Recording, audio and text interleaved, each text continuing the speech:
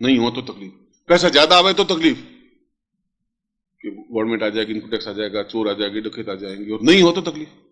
और तुम नहीं उस तकलीफ में अपने सांस लेते रहते हो और बहुत सुख महसूस करते हो। बहुत वो कुत्ता जिसके गले में पट्टा बंधा होता है बहुत अपने आप को गर्व से ऊंचा उठ के चला जाता है कि इस गली के कुत्ते में कुछ नहीं है, मैं बड़ा हूं कि मेरे गले में पट्टा है। वो भी उस अकड़ के चलता है। अब ये नहीं है कि तेरे ऊपर जंजीर बंधी हुई है, पट्टार हाथ में उस जंजीर लिए हुए तेरे साथ चल रहा है, तू अपने मगर अकड़ के चलता है। और जो ही वो कुत्ता गली का भौंकता है वो हट उसके गले में पांव में आकर खड़ा हो जाता है। अगर पट्टा बंधे होने से ही जीवन में आनंद आता हो तब भी उसको कुत्ता ही कहते हैं, शेर नहीं कहते। शेर के गले में पट्टा नहीं होता। जो जीवन में बंधन, तुम अगर आकाश में उड़े ही नहीं तो तुम आकाश का आनंद भी नहीं ले सकते। आकाश का आनंद क्या है? एक तोते को पकड़ा बहेलिये ने, पिंजरे में डाल दिया। अब पिंजरे के तोते में बड़ा गरूर कि उसको तकलीफ नहीं है। तकलीफ है नहीं, उसे पाँव में पैंजनियां पहना दी उस मालिक ने, फिर हरी मिर्च खाने को मिलती है, कभी अनार के दाने खाने को मिलते हैं, और बिल्ली उसको झपट्टा मार नहीं सकती क्यों किसी में पिंजरे में बंद है, और बहुत खुश हो रहा है कि मैं पिंजरे में बंद हूं। अब उसको 6 महीने या साल भर पिंजरे में रहने दीजिए और फिर बाहर निकालिए। आप छोड़ दीजिए, वो उड़ ही नहीं सकता। क्यों? उड़ना भूल गया वो थोड़ा पंख फड़फड़ा के थोड़ा सा 1 फुट ऊपर उड़ेगा, फिर धम से जमीन पर पड़ जाएगा। और मालिक को मालूम है कि बाहर बैठा रहने, कहीं नहीं जाएगा। कहां जाएगा? ये उड़ नहीं सकता। और तुम्हारी हालत भी वैसी हो गई है, पिंजरे में बैठे हो और पिंजरे के सींग चाहिए। एक पत्नी है, बेटे हैं, एक घरवाली है, एक आसपास के लोग हैं, चाचा हैं, चाची हैं, चारों तरफ तीलियां बंधी हुई हैं। तुम बहुत, कभी तुम्हें अनार के दाने खाने को मिल जाते हैं, कभी हरी मिर्च खाने को मिल जाती है, और बड़े खुश हो। पैरों में पैंजनियां पहने हुए और पैंजनी बजाते रहते हो और बड़े खुश हो रहे हो। और बाहर निकलते हो और थोड़ा पंख फड़फड़ाने की कोशिश करते हो, फिर दम से बैठ जाते हो, वापस पिंजरे में घुस जाते हो। पिंजरे में बहुत सुखी, बहुत आनंद। अब यहां कोई डर नहीं है।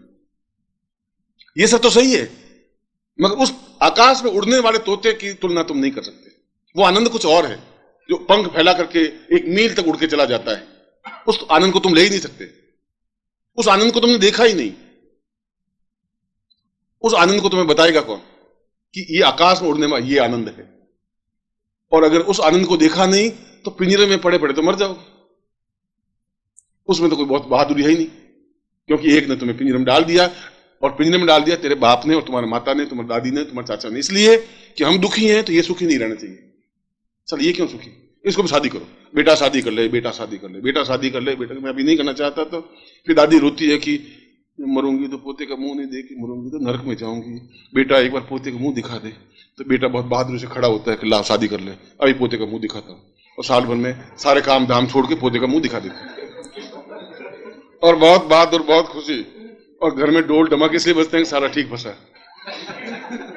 हम तो फंसे हुए थे ही, अब तू भी साला रो, जिंदगी भर रोता रहे, कमाता रहे, खिलाता रहे। पिंजरे का तोता है, तू अब क्या, तू अब फटफड़ा के जाएगा ही कहां? अब कहां जाएगा? अभी तक चिंता थी कि कोई भगवान, कोई गुरु मिल गया बीच में और साल उड़ा के ले गया तो क्या करेंगे। अब वो निश्चिंत है, अब तो कहीं जा सकता। अब वो बाहर जाता है तो बाहर रहूंगा तो पत्नी मर जाएगी मेरे बिना। शाम को बेचारी 5 बजे इंतजार करती रहती है, और तुम चिता पे सो के चले जाओगे तो इंतजार कुछ नहीं करेगी। वो तो दूसरे दिन खाना खाने लगेगी, 5 दिन तो खाना खाएगी गारंटी के साथ। तुम्हारा ये एहसास है, इसलिए तुमने उस आनंद को देखा नहीं। शंकराचार्य कह रहे हैं कि आनंद को नहीं देखा, उस आकाश में उड़ने के आनंद को नहीं देखा, तो फिर जीवन का वो पिंजरे में पड़े रहने का आनंद नहीं है। उसको कौन समझाएगा कि तुम्हारे जो पंख मर गए हैं उन पंखों में ताकत तुम्हें कौन देगा? कैसे मिलेगी ताकत? तुम्हारे पास तो ताकत की विद्या नहीं है। और तुमने इस नल के पानी को पीकर के जिंदगी पार कर ली, कुएं के पानी को पीकर के या तालाब के पानी को पीकर के। ज्यादा जोश खाओगे तो गंगा का पानी पी लोगे। मानसरोवर का पानी तुमने पिया नहीं कभी, स्वच्छ एकदम शीतल, 75 मील लंबी झील, 1-2 मील नहीं, 75 मील की कल्पना करिए। इतनी लंबी, इतनी चौड़ी झील, इतनी गहरी की 250 फीट गहरी, और इतना साफ पानी कि आप एक सिक्का डाल दीजिए पानी के अंदर तो 250 फीट नीचे भी उसके अक्षर पढ़ लीजिए सिक्के के कि उसमें 1975 लिखा हुआ है।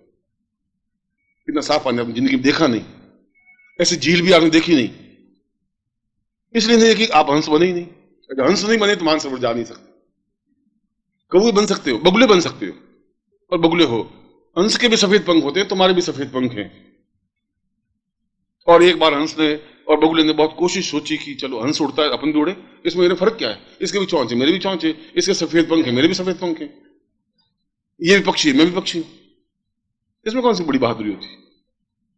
हंस उड़ा, बगुला भी उड़ा। आधा किलोमीटर जाते ही बगुला थक करके नीचे पड़ गया। हंस तो उड़ता चला गया अपने आकाश में 200 मील तक, और 200 मील उड़कर वापिस भी आ गए। तो कुछ आनंद नहीं। और हंस ने डुबकी लगाई मानसरोवर में, तो 5 किलोमीटर जाकर के बाहर निकला। जब तुमने मानसरोवर देखा नहीं तो उस आनंद को नहीं देख पाओगे। ताल तलैया के पानी में वो आनंद नहीं है जो मानसरोवर के पानी में है। जब तुमने देखा ही नहीं तो कौन दिखाएगा तुम्हें वो पानी। और घर वाले तुम्हें दिखाने देंगे नहीं, क्योंकि वो तो हर एक की बात सोचेंगे कि ये जाना नहीं चाहिए कहीं, और इसके लिए 100 प्रकार के नाटक होंगे। पत्नी रोएगी, चीखेगी, चिल्लाएगी, कहां जाते हो, उन गुरुओं के पास कुछ नहीं है, तुम घर में क्यों नहीं रहते हो, चाचा कहेगा तुम दिमाग खराब है तुम्हारा, अरे कुछ नहीं है, वो तुम्हें ठग रहे हैं, मूर्ख बना रहे हैं, कमाओ धमाओ, देखो हम जब नहीं गए तो हमारा क्या बिगड़ गया, हम कौन से मर गए, तो तुम भी नहीं मरोगे, तुम कहां जा रहे हो। वो सोचता है कि क्या करें, वो बेचारा मन मार के बैठ जाता है। और फिर भी जाने की कोशिश करे तो पत्नी भूखे रह जाएगी, मरने लगेगी, बेहोश होने लगेगी, नाटक करेगी, और तुम सोचोगे चलो अभी नहीं, अगली बार जाएंगे, और फिर अगली बार जाएंगे, फिर अगली बार जाएंगे। फिर एक मार्ग में एक बहुत सुंदर स्त्री मिलेगी जिसका नाम मृत्यु है, वो आपको थपकी देकर के सुला देगी। इस जिंदगी फिर गुरु नहीं मिले, मिलेंगे भी नहीं।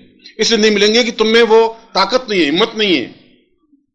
जब डुबकी लगाने की तुम में ताकत आएगी नहीं तब तो उस गहराई को देख भी नहीं सकोगे।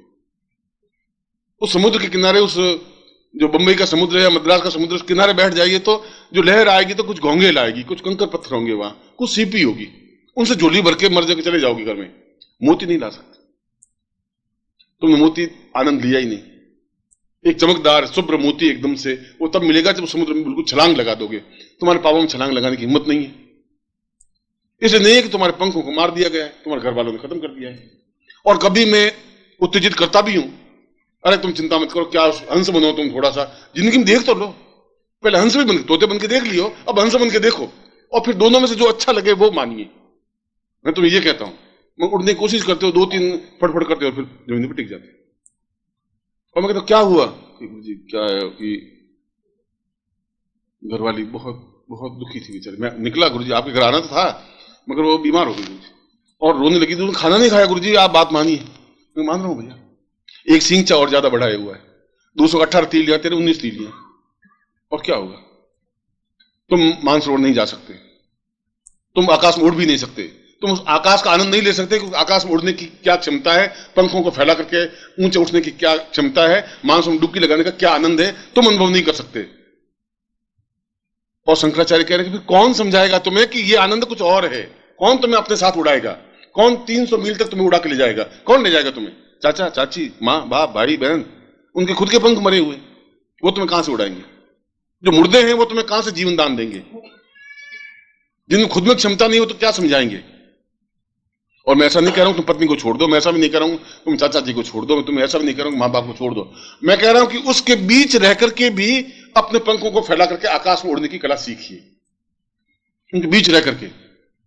और आप पूछेंगे गुरुजी ऐसा कैसे हो सकता है, तो उदाहरण अपना खुद का प्रस्तुत करता हूं कि मैं तुम्हारी तरह ग्रस्त हूं, मेरी पत्नी है, पुत्र है, पोते हैं, पोतियां हैं, भाई हैं, बहन है, संबंधी रिश्तेदार हैं, और तुमसे ज्यादा बड़ा कुनबा है, तुम्हारे घर में 10-12 मेंबर हैं, और मेरे घर में 80 लाख शिष्य हैं, इतना बड़ा कुनबा है। उन सबकी तकलीफें सुनता हूं, उन सबकी परेशानियां सुनता हूं, और भी मुस्कुराता रहता हूं, आकाश में उड़ता भी हूं और डुबकी लगाता भी हूं। अगर मैं इतना सब कुछ रहते हुए उठ सकता हूं तो मैं उदाहरण देकर तुम समझा रहा हूं कि मैं भगवान कपड़ा बगड़ा नहीं हूं, साधु नहीं हूं, सन्यासी नहीं हूं। तुम्हारी तरफ सारी जिम्मेवारियों को झेलते हुए भी मैं उस आनंद को प्राप्त कर सकता हूं। इसलिए चिंता मुझे व्याप्त होती नहीं, तनाव मुझे नहीं होता है, इसलिए मैं रात को सोते ही नींद आ जाती है क्षण में। इसलिए चेहरे पर एक ओज है, एक रुनाई है, एक मस्ती है, और मैं तुम्हारे चेहरों पर भी वैसी चाहता हूं। शंकराचार्य कह रहे हैं कि यह सब कुछ तुम्हें गुरु ही समझा सकता है, तब जब तुम अपने आप को पूरी तरह से गुरु को अपने आप में स्थापित कर दो, गुरु को पूर्ण रूप से अपने आप में समाहित कर दो। ओम परम तत्वाय नारायणाय गुरुभ्यो नमः। ओम ह्रीं मम प्राण देह रोम प्रतिरोम चैतन्य जाग्रय ह्रीं ओम नमः। ओम भूर्भुवः स्वः तत्सवितुर्वरेण्यं भर्गो देवस्य धीमहि धियो यो नः प्रचोदयात्।